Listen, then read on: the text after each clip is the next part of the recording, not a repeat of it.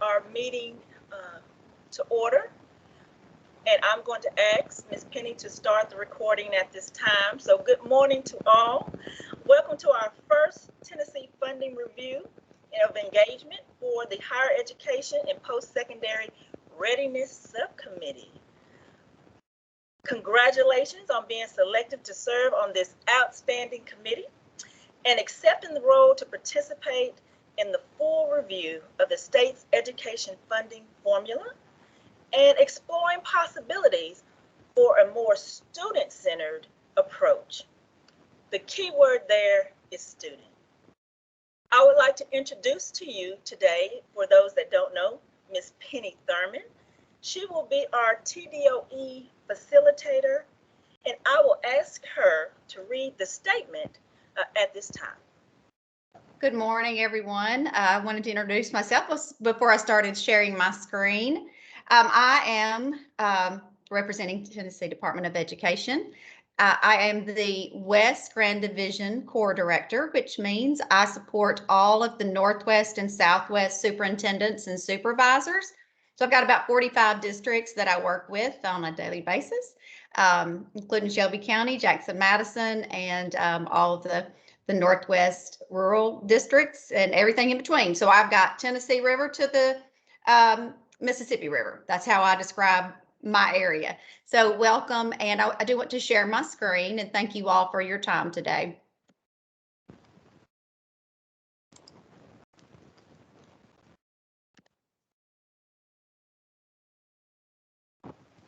Okay, before we get started, I'd like to read this statement, the Tennessee Department of Education statement. We're excited to work with you all. Thank you for giving us your time. We appreciate it. Remember that these conversations on this topic are not intended to reflect on the current BEP funding formula. The current BEP funding formula will remain in place until a new funding formula is recommended to and approved by the Tennessee General Assembly. The public is encouraged to submit comments in writing to ensure that all communications are thoroughly documented and can be reviewed and considered in the future. Public comment is encouraged to focus on developing a new funding formula rather than revising the current funding formula. Consider what should be funded in a new funding formula and at what level.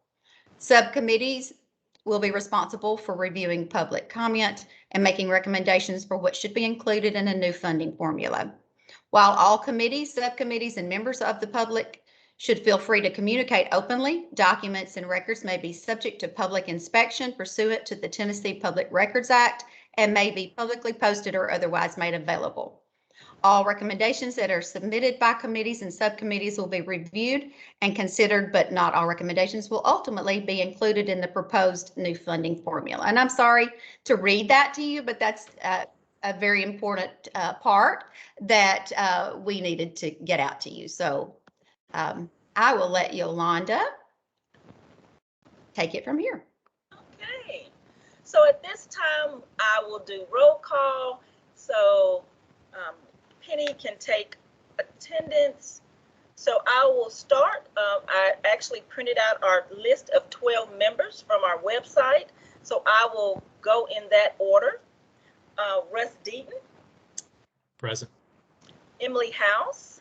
Here, good morning. Good morning. David Missouri. Hey there, good morning.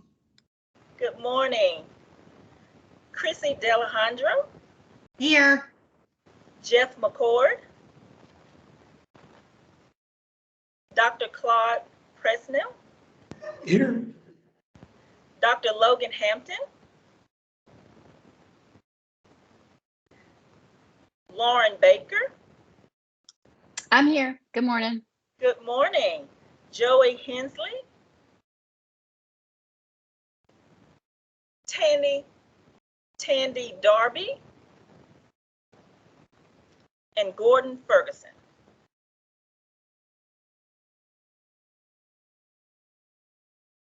Thanks to all of you. And I am Yolanda Jones, and I will be serving as chair for this amazing subcommittee.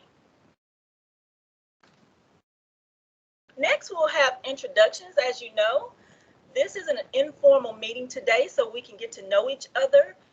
So at this time, I'm going to ask that each of you that are on the call introduce yourself by giving your name, your organization, or the community that you represent. One thing that you look forward to as during your service on this subcommittee and what you hope to contribute in this process. So if you can't remember from the roll call, we'll start in that order. So that's me, right, Yolanda? Yes, sir. Yeah, well, good morning again, everyone. Represent the Tennessee Board of Regents, of course, and Russ Deaton's the name. And I guess I'm looking forward to a couple of things, one of which I don't know will be fulfilled because I don't know if this committee is going to get into it, but I've always wanted to know exactly how the BEP works, which I think is perhaps I'm going to get struck by lightning for having that request, but I'm always curious about that. But I guess I'm most looking forward to understanding the state's sort of policy direction, the goal it has for the BEP itself, and whether it is to be just a distribution tool, whether it's meant to provide a certain level of funding that everyone sort of pre-agrees to, or just what its sort of strategic goal actually is. I mean, the mechanics and how it's designed are just means to that end, obviously. So I'm looking forward to, I guess, getting a better sense of that. And as far as contribution to the process, I just hope, I guess, just to be a voice that will ask questions and try to gain an understanding, and to the extent that anything that higher ed has done in linking finance policy to the broader state goals, I suppose I can make some contributions there, but really just hope to be a voice in the choir here. Awesome. Thank you so much. Emily? Yes. Hi, everybody. Again, good morning. Emily House, representing the Higher Ed Commission and by extension, the Student Assistance Corporation. I think Russ said it best, as he very often does. I do not know a lot about the BEP, so I'm eager to learn both about the mechanics as well as kind of the more of the nitty gritty in terms of the objectives. I look forward to working with this group. This really is like the all-star cast. And if I could have handpicked a group of higher ed folks from across the state to engage in these conversations once a week or however often we're going to meet, it would be this group. So I'm excited for that. And in terms of what I can contribute, I mean, Russ kind of just said this a second ago. Higher ed has used a funding formula in Tennessee for a long time, and it's kind of been iterative over time. Russ is very much the expert, more so than me, but thinking about what can be kind of generalized or expanded from the higher ed finance space to the K-12 space, as well as from the TSAC side of the house, thinking about the intersection between K-12 and higher ed from a student financial perspective. So financial aid and any kind of provision there that the state can make. So really excited. I do need to jump off this call around 9:30 today for a meeting with the treasurer. So I just wanted to say that now in case I disappear. But in the future, that will not be the case. So happy to be here and happy to be with you for another 20 minutes or so. Well, the pleasure is all ours, I am sure. Thank you so much for your introduction. And next, David. Hey there, good morning. David Van Sury. I serve as President and CEO of Tennessee SCORE. Good to be with lots of friends in this conversation, future conversations. I think maybe combining the last two points here, one of the things I'm looking forward to through this process, I think, as you all probably know, the BEP was created initially 30 years ago. And the experience related to post-secondary preparedness and how we're helping students make the transition from high school into post-secondary is very different today than it was 30 years ago, as you all know well. And so I'm excited about this group's role in looking at how we ensure the K-12 funding formula is better supporting students through that transition, given that so many of the important things that we know matters for kids is currently not directly funded in how we fund K-12 education. So anyway, I'm excited to think about how to better support students across that transition through the way we fund in K-12. Thanks. Thank you. And next we'll go to Chrissy. Hey guys, Chrissy D Alejandro, Executive Director of Tennessee Achieves. Fun to be with friends. I got on, I was like, this is such a a great group of humans to get to interact with on a regular basis. Again, I feel like COVID has sort of kept us all apart in many ways. So I'm excited just to be with all of you. I think just really to sort of echo Russ and Emily, I'm looking forward to thinking about how does the BEP conversation help craft an education North Star for the state? What are we all pulling in the direction of at this point? And obviously, I hope it's for students, and I believe it's for students, but how can we take this North Star of really digging into how do we eliminate barriers keeping students from earning a post-secondary credential and translate that into a formula that works for students and families across Tennessee? What I hope to contribute is my team wakes up every day and we work with 89% of the state's high school seniors. And so bringing that student voice to the table has always felt like my role for the past 14 years since we started this journey at Tennessee Achieve. So excited. Thank you. Next, Dr. Claude. Was he? Yeah, good morning. Oh, good morning.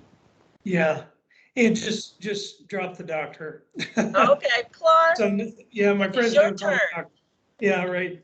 So so I represent all of Tennessee's private non-for-profit colleges and universities. And for those who don't know, we have 34 campuses from Memphis out to Bristol, enroll about 81,000 students. I think that one, I'm excited about being with everybody too. It is kind of homecoming event here, so that's really really positive.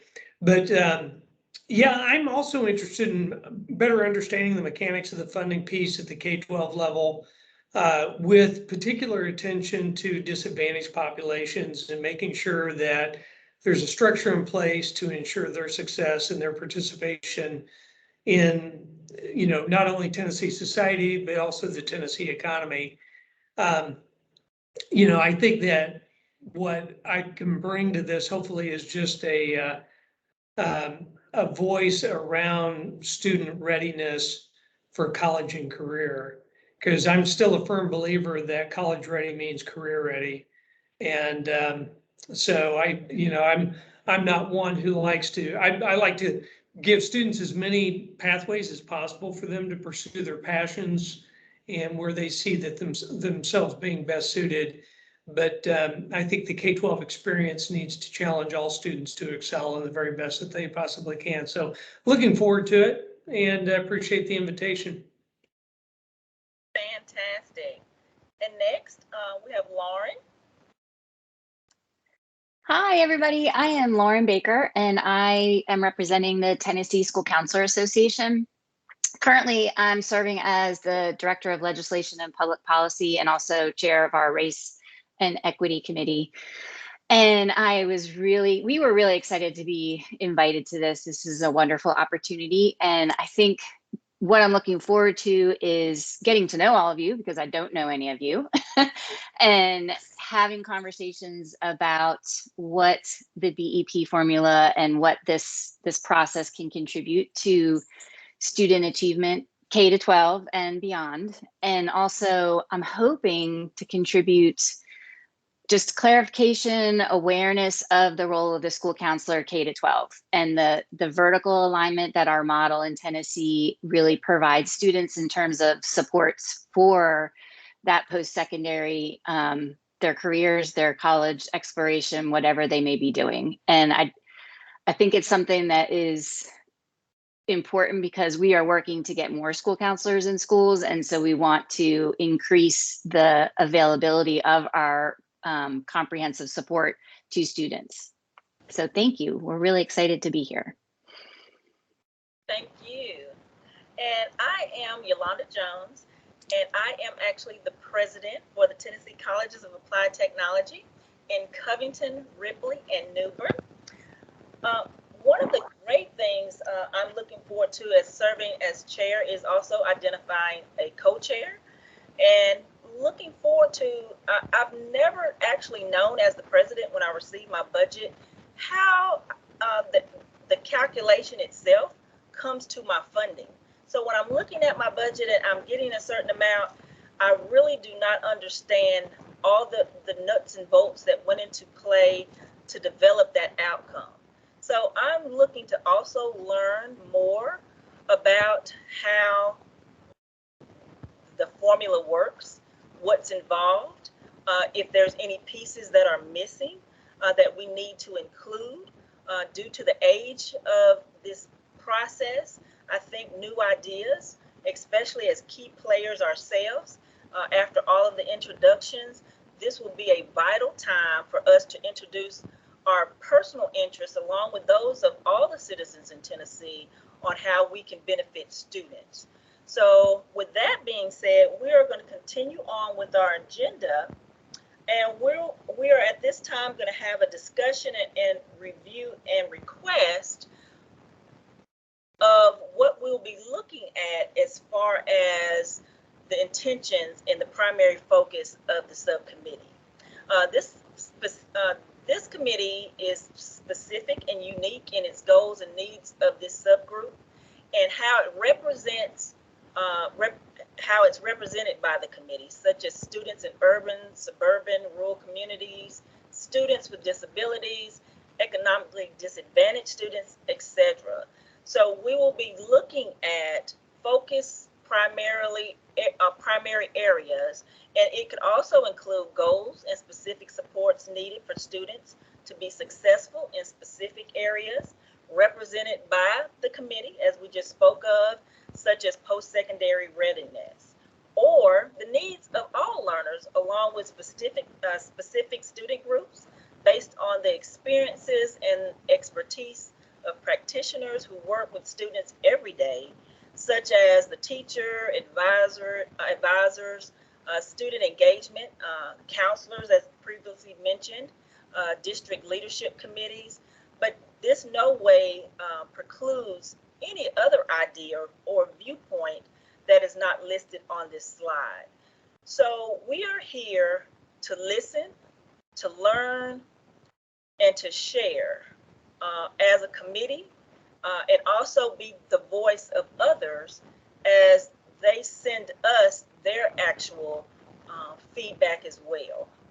So today, at this time, we can actually take a look. Did everyone get a copy of the committee chairs and members overview in an email? Do you have, or do you want to cover any items? We can quickly cover this if needed.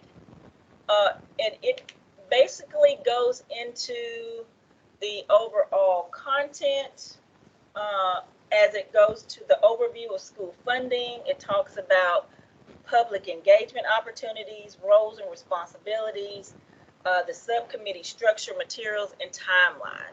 So I did ask Penny to pull this up so we could, if you want to go back, Penny, and we can quickly go through this if need be. But I will lean on the subcommittee members for your input as well. It talks about what is public school funding and why it is important. I think we all mentioned that in our introductions. You can continue on.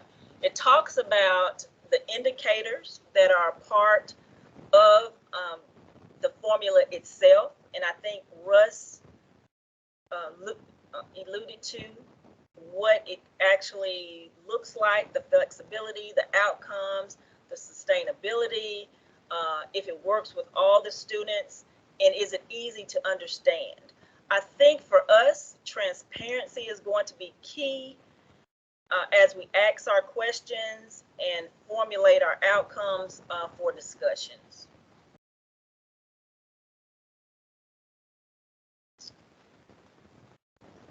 It also shows the state funding models for public education. There are generally 3 types of models that the states use to develop a funding structure. One being the student-based, The second being resource-based, and of course, the categorical. I would assume that some states have a blended model. I mean, they don't fit, no one fits neatly into one particular category. Is that right? I would Yeah. I would agree with that. Yeah. So like on the map that you're about to show, you know, I thought that was interesting. You know, that looks like they're just kind of two categories, and obviously they're not. So probably all 50 states, no one looks exactly, I would assume no one looks exactly alike, but I don't know. I would agree with you. I think it would probably be dependent upon the state. It does state that 39 states have already moved to a student-based or hybrid student-based formula. So I think that's why we're starting to have these discussions to look to see if that would work also for Tennessee. And I think something that would be helpful, this is not for right now because this might be a task for the DOE team to pull together, but I think it would be useful to get a little bit more detail about what is working well in some of these other states. Are there any like high flyers, any like best practices we should be thinking about, particularly as it relates to any kind of higher ed intersections, because that's our task. But I would love to know more about 4 or 5 of these states that are considered kind of best practices, best actors. Yeah, Emily beat me to it. I was actually taking myself off mute to ask the exact same question. Okay. Like, who are the exemplars? Like, who can we look to really, and, you know, I'd like to see some sort of more longitudinal data, like who's been doing this a long time so we can really look at, or has anyone been doing it for a long time, this student-based model? That's how you know Chrissy and I have worked together for too long. We're like 3 hours away having the same thoughts. Love it. Love it. Awesome. There is a page of a slide of resources for you, links in the resources that I believe will give you some of what you're looking for. It's later on in the presentation, but one thing that I'm doing, my role is to write down any requests or anything that would make your jobs easier as you work through this process. And so that's one of the things I'll ask. If that slide doesn't provide what you need, then I'll ask for some more resources that will help you. Well, and I think too, if we can especially focus on states that look somewhat similar to us in terms of percentage urban, percentage rural, and that type of thing, kind of playing off of what Chrissy and Emily said, you know, would be helpful because Massachusetts is not necessarily a comparative to us, but and you know, this is just so complex, you know, in terms of all of the different things that you need to be able to pivot to address, you know, and urban rural is one. Just, you know, you start thinking through everything in terms of resources, it can get really complicated. And obviously we're in higher ed, we tend to be more focused on outcomes rather than inputs. And so, you know, we tend to think more around our, you know, completion rates, retention rates, you know, student success rates, rather than on how many heads do you have on campus and fund according to, you know, that input piece. So it may take us a little bit of time or it'll take me a little bit of time to get my head wrapped around all those nuances for sure. Well, that's a great lead into our next slide that talks about the potential components of a student-based formula, which of course you have your base, your weights, your direct funding and outcomes. And in this handout that was sent to you, it goes into specifics on each. The base is generally the amount that's allocated for each student. Your weights, you know, that's assigned based on additional needs of our students. The direct funding, which is assigned to specific programs and the outcomes. And also there's the next slide talks about actual examples. So how it relates to the base when you look at educators, when you look at counselors that were mentioned previously, facilities and maintenance, you know, your base transportation and so on. things that everyone should be funded on per se. And then the next slide go ahead.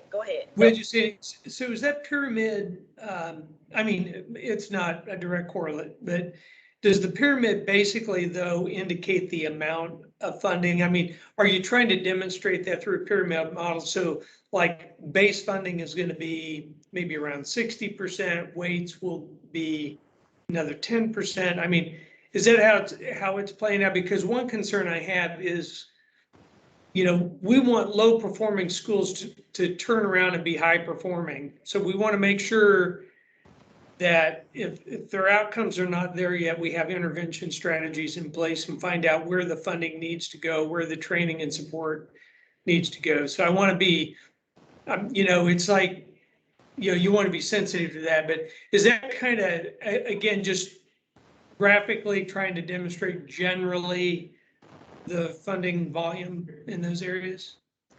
And I may rely on Russ for this answer, but for me, when I looked at this slide, the base is what everyone gets. And Right. then you build more based on the other tiers for that selected institution and where they're located. Russ, you want to add anything to Well, that? that sounds right, but Claude, I had the same question in my head, and I don't know if there's any parameters or guidance from DOE on that, or even, you know, as we think about the types of weights that specific student profiles would need. I mean, just how much extra is that just from a cost perspective? Like when you're in a school and you have to provide the following supports, you know, how does that cost compare to sort of the baseline cost, which may give us a clue as to the sort of the shape of that pyramid. But that seems to me to be a pretty central question, Claude. And I was wondering the same thing. I don't know whether there's, again, guidance from DOE or if there's best practices in other states that might guide us as well. Those are great questions. Hey, one quick thing, Claude, and this is a really good question. Just to be clear, I mean, this slide is not how we currently fund. And so I think it's important to flag that. And I think this approach of starting with a base and then weighting based on various student needs is definitely kind of best practice in terms of how you might design a funding formula. I think the question that Russ, you asked about like what the weight should potentially be seems to me like a very interesting area where this group could weigh in, particularly on things that are related to making sure that students are prepared for a post-secondary experience. So I hope that's something that we'll be able to get into through these conversations, because I think both the weighting and also portions of the funding formula that might include direct funding and also outcomes. To what extent do you tie any of the funding formula to what happens once a student leaves the K-12 experience, I think are all important questions. And for what it's worth, you know, higher ed this is befuddled higher ed forever too. You know, we have, as y'all know, those focused population premiums in our model for low income adult, et cetera, but they're set at levels which just sort of feel right, and there's not a lot of science behind them, though we've tried to do that a little bit. So that's befuddled higher ed. I had a question too that I don't know whether it's for David or anyone else, but does the current BEP, is it only a base funding model? Does it have anything in it now for any of these features, or is this entirely new for Tennessee if we go down this road? Yeah, so the current formula doesn't have a base plus weights. It's built on 40 some odd individual resources that each have a specific dollar amount associated with them. And so it's just calculated a different way. The way that this chart shows is actually a totally different way of calculating. So I think my perspective, at least, Russ, is what you're describing is the direction we would want to be moving towards, right? Where you're investing more based on individual student needs. If you had a student who is high poverty or a student who, you know, was a SPED student, as an example, you would want to add an additional weight for that. And that's a great lead into our next slide, which goes into the weights, which is exactly what you just said.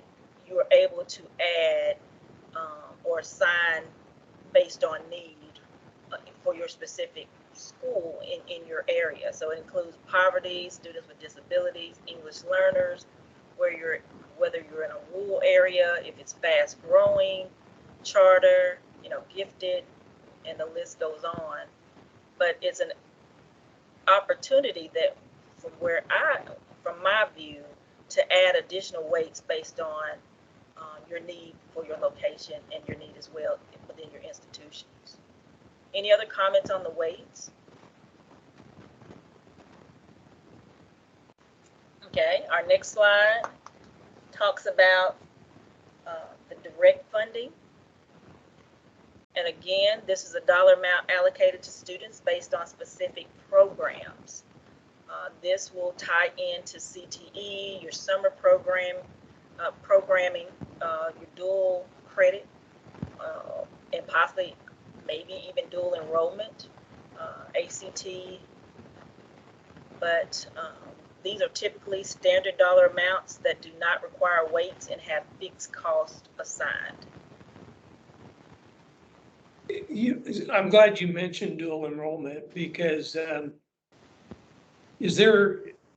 was that just a clerical omission, or are they really focusing on dual credit versus dual enrollment? I am not sure. I threw that in myself. Well, yeah, I was going to ask it because I think dual credit has its place for sure, but dual enrollment is a better indicator of college readiness and supporting students who want that opportunity. But again, so Penny, that any makes clarification on that would be helpful. Yeah. Yes, we may need to ask that specific question, but I agree it definitely needs to be included. And finally, we'll go to outcomes. And these are some examples. This is additional bonus dollars allocated to districts based on getting stronger outcomes for traditionally higher need student groups. As you see on this list, if they pass AP exams, earns industry certifications, achieve a college ready level on the ACT, and those are just some examples. And it also states that some states consider providing additional funds when a student, typically low-income English learner child with a disability or other student groups experiencing an achievement gap, achieves an important marker. So I'm sure that list can become long. Any other comments on the outcomes examples? Yolanda, this is, I guess, sort of related, but are there any DOE data concerns here? I mean, I assume this list, especially DOE, has data and can provide that for every district over time. But are there any potential data gaps we need to be aware of where it might be hard for them to accumulate certain data points, or is that? And I know it's probably a down the road question, but just looking at this list made me wonder. Now, we will actually, Penny, do you think we just should ask that question, of course? Yes, I'm writing down these questions that you all have, and I share these after our call. I share these over with our funding team at TDOE, and we'll have you some answers, whether that's me communicating or the official TDOE team that will be communicating with you. We'll have some answers for you. Would you mind repeating that question, though, if you don't mind? Sure, Penny. It was basically just, are there any potential data availability concerns? I don't know exactly the extent to which DOE routinely collects and is able to disseminate, for instance, data on AP course pass rates and the full exam scores, the industry certifications, just things like that. Are there any potential ideas that might emerge over time for which there would be a potential data availability problem? And again, that's more of a down the road question, but I just don't know the details of DOE's data enough to know where there are gaps and where there are some soft spots, et cetera. Right. Okay. Yeah, definitely. That's a Casey Hogner-Wren question that I will be sure to share with her on our chat. And I think I would also have the question, how extensive would this list be after it's being developed? I mean, I could say for several probably institutions, Would it be specific, or would it be just a master list that you could submit your accomplishments or outcomes? For higher ed, our outcome base was, our graduates. Would it be graduates for certain programs or industry credentials, or would it span to be more specific? But those are excellent questions.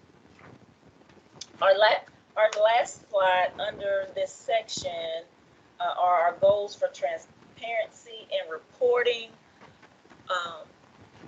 As far as the state, developing a clear, transparent, and easy to understand formula that provides information to parents at the student level and to the public at the school and school system level as well.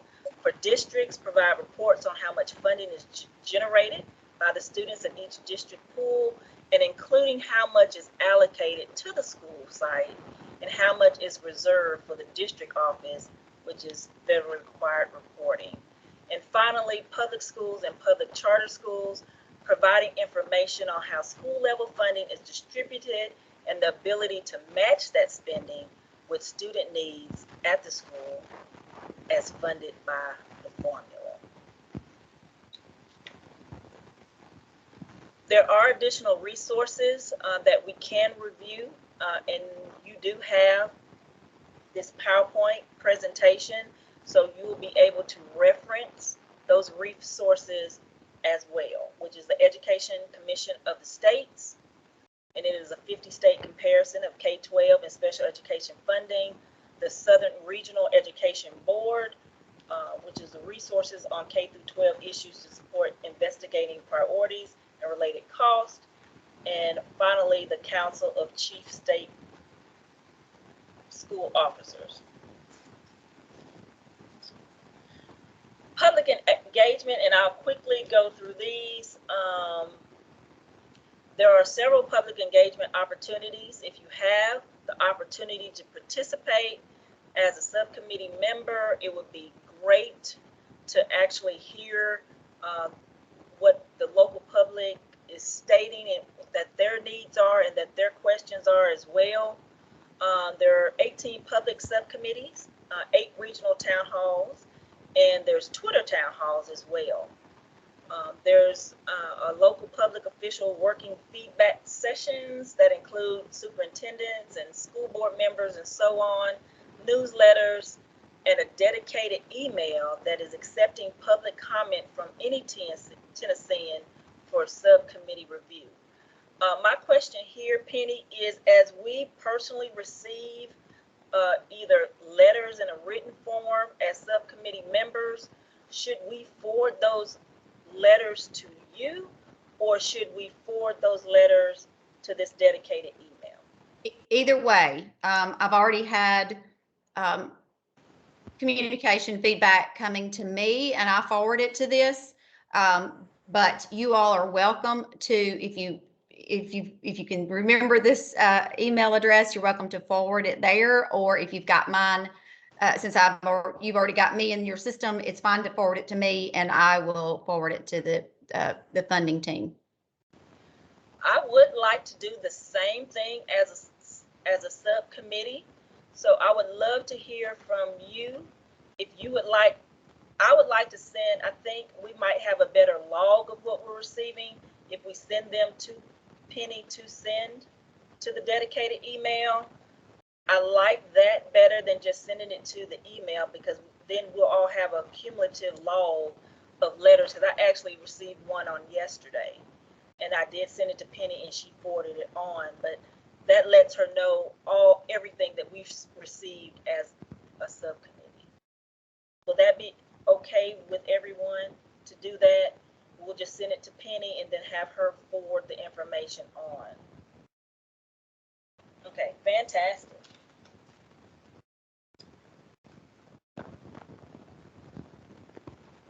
The next slide talks a little bit about the support of the public engagement and the facilitated engagement as well. So you can read those if you want to go through.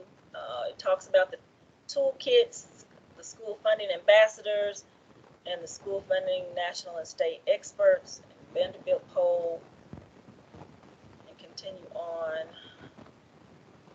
to the next slide, please. And it also talks about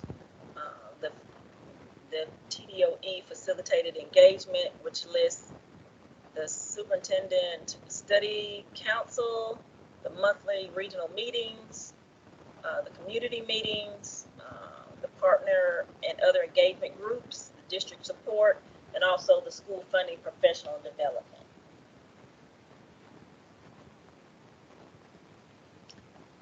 So for us, our roles and responsibilities as members of this subcommittee, as the chair, I'm responsible for facilitating the meetings and working directly with our assigned support staff, which will be Penny, to ensure the meeting invites and agendas are sent, meetings are recorded, and the meeting's recommendations have accurately been captured for committee comment and approval. My role is to ensure that all voices are heard, questions are answered, and the perspectives are represented on the committee, as well as other sources of public input related to the topic area. And I will sign committee recommendation forms to be submitted to the steering committee.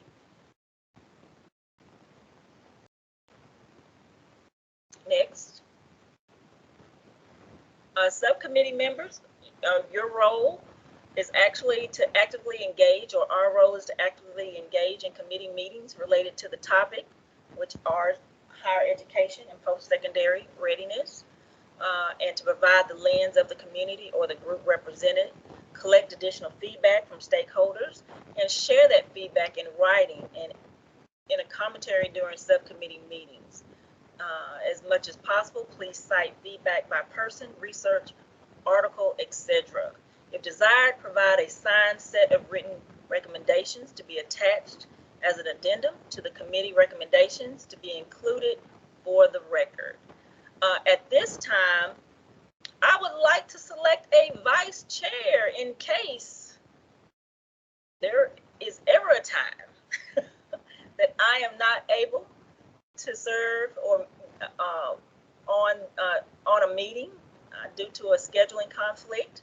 So at this time, would anyone like to volunteer to be a vice chair? Not all at once, not all at once.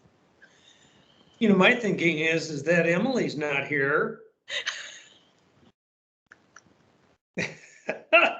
I second Claude's motion. Emily Okay. out for vice chair. Okay. Well, I know to show up for every meeting. That's what I'm saying from now on. Well, I will definitely ask her if she would be willing. Currently, I will say that I am available for the dates, and we will cover that shortly.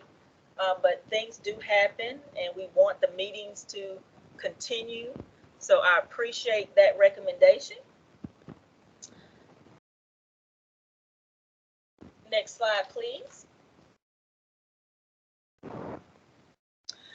While every subcommittee is welcome to discuss any number of recommendations, subcommittees will be asked to focus on specific components of the formula. Some subcommittees may focus primarily on the base and what is needed for every student in the state. Some subcommittees may focus primarily on the need of specific student groups, typically found in the weights and not applicable to all students. And some subcommittees may focus on targeted resources that could be included in the base, in the weights, and or as general dollar allocations. The next slides will show the structure and the materials, and you see the process there. We will be recommending directly to the steering committee, where we'll be receiving information from several groups or several individuals. And next, you'll see the process itself. The information and feedback will be requested by the TDOE and is open to all Tennesseans. Information and feedback will be received in writing via email and postal mail provided at a TDOE event. The town hall meetings, the Twitter town hall meetings, and so forth. A paralegal will code all above information received to one or more subcommittees. Materials will be provided to the subcommittees for review and consideration, both in electronic and hard copy. Will be stored by the TDOE, and content identifying student information, stakeholder home addresses, or similar information will be redacted before being sent to the subcommittees. Recommendations are provided to the steering committee for consideration. Each meeting, we will receive a standard agenda that we will follow.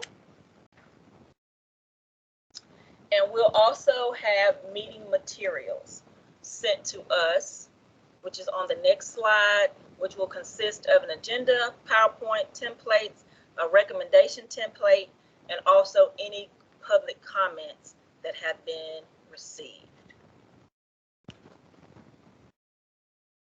Transparency is key, and that's the next slide. All written materials provided will be publicly available, and all the meetings will be recorded for future review. Next, we have our timelines. We'll move forward to our timelines and deliverables. This week is our first meeting is the week of November the 8th. Second meeting will be the week of November the 22nd and the 29th. The third meeting will be the week of December the 6th. The fourth meeting will be the week of January the 3rd, and the final public feedback to be considered by the subcommittee will be January the 6th, and our fifth meeting will be January the 18th, and recommendation review and considerations will be submitted the week of January the 24th.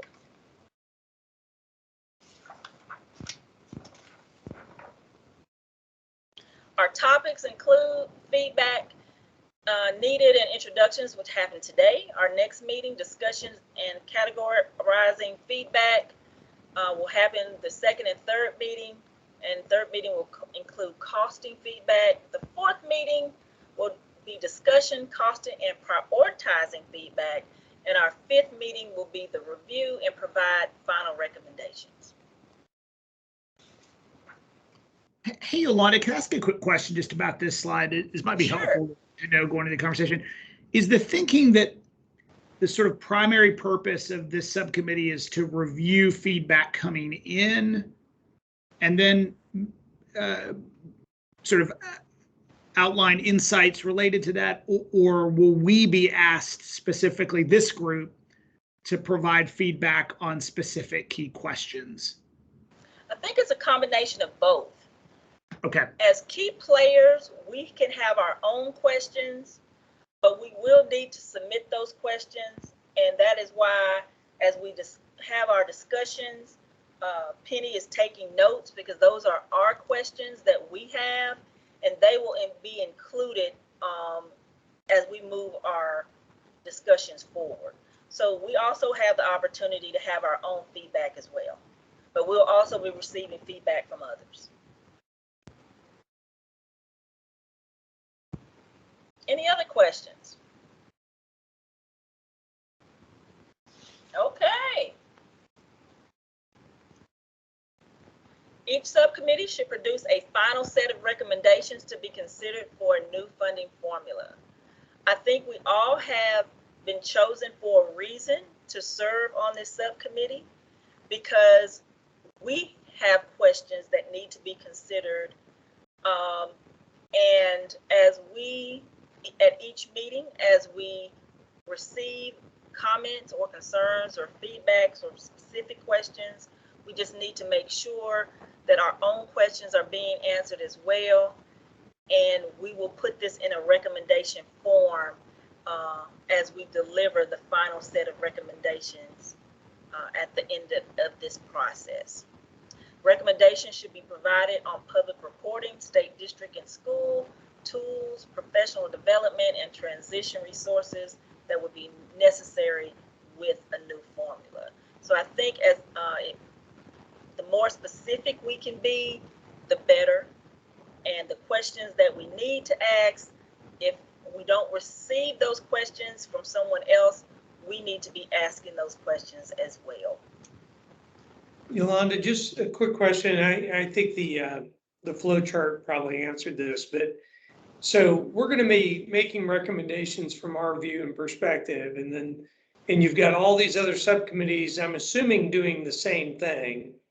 Maybe they're choosing to focus on something else, but then these all go to a steering committee, is that right? And then the steering committee brings forth they make decisions about what input to keep, what input to set aside for the greater good, and then there will be a report. Is this going to turn into a legislative package, or where are we going with this? Penny, you may want to answer that question. You are correct. As a subcommittee, we have focus areas, as higher ed and post-secondary. We will take our findings and recommendations and move them to the steering committee itself, and then they will review our recommendations. And Penny, do you want to add anything there based on his question? Yeah, I went back to the statement slide. All recommendations, the final bullet, all recommendations that are submitted will be reviewed and considered, but not all recommendations will ultimately be included in the proposed new funding formula. This does go back, all of the information and feedback that you gather will go to a steering committee. And ultimately, this will be what will be shared. Who's on that steering committee? You know, I honestly, that's a very good question that I don't know. Not sure who that is. I would like to know that. So I will add that to our collective questions for myself as well. Well, Yeah, I think did it's a look that up. It's legislative actually, steering committee, right? yes. Yeah. I think it's legislators, Claude. I don't know who, but I think it's a group of legislators. Yeah, because Joey Hensley's supposed to be on our group, and is he the only legislator on our group? I didn't pay attention. Well, Tandy Darby and Gordon Ferguson, no. As far as legislator, yes. Joey is Just Joey. Okay. And so Joey may have that seat. He may have a seat on that steering committee. So, okay. Representative Darby would be the other legislator. Yeah, that makes sense. House and Senate members.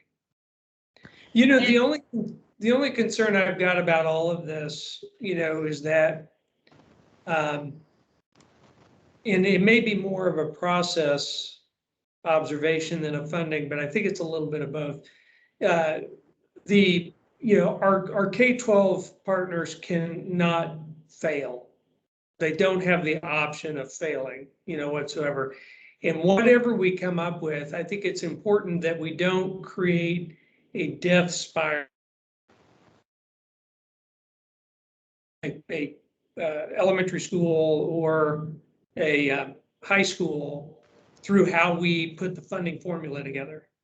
And so, and it may be that, again, it may be more process versus funding, but I just am concerned about it because, in other words, maybe the Department of Ed needs to have these triage groups that can go in and help a school. Our goal is to make them successful, not to punish, we don't want to close anything. We can't fail. So, does the department need to have a triage group that just goes in there and provides necessary support services and assessment for these? But I just want to make sure too that our funding formula doesn't ultimately create this death spiral for institutions.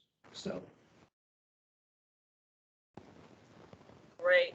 And also on the link that they sent you in your very introductory email that you received, it does list the steering committee and everyone that's serving on that steering committee. If you would like me to send that out to you via email, I'll be happy to do that as well. So you'll have that list. If you wouldn't mind, that'd be. Yeah, I don't have that email. Would you, because I didn't see the email that went out to everybody. Would you share that with me as well? I sure will. Thank you. I will send that. And it also has the list of all of the subcommittee members. And the engagements as well. So I'll send that link to you so everyone will have that for reference.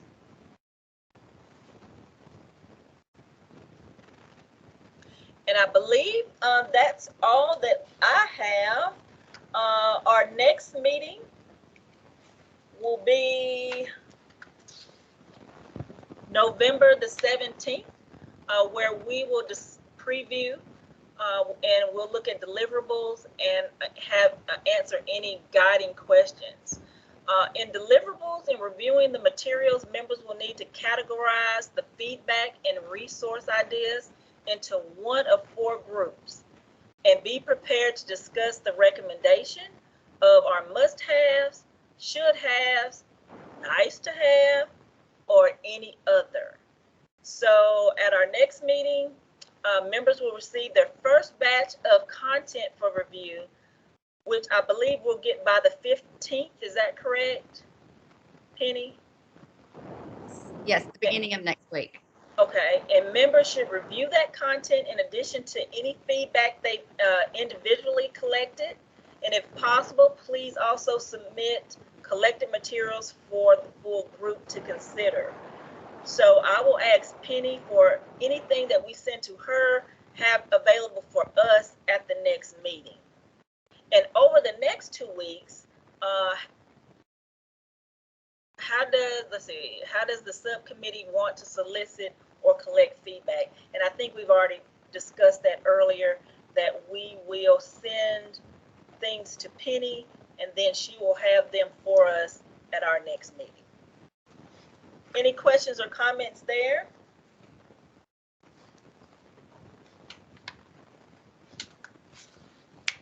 So finally, our next meeting will be November the 17th at 9. Penny will send us the link for our team's meeting for sign in, and our topic will be to discuss the feedback that we have received and to categorize it into priorities. And for me, I was looking at Penny's time. She's a little fast. It is now 10 o'clock. But I would love to hear final comments from this fantastic subcommittee before we close. I don't want to seem like I'm doing all the talking. The next meeting will be nothing like this. I will just be your guide and I'll be able to actually give some input as well, but we'll have final comments at this time. Russ or David? I've got to jump. I'm sorry. Good to see you all. Okay. Same, I do too. Thanks, guys. Thanks, Yolanda. Okay. Thank Thanks. you. Bye. Bye-bye.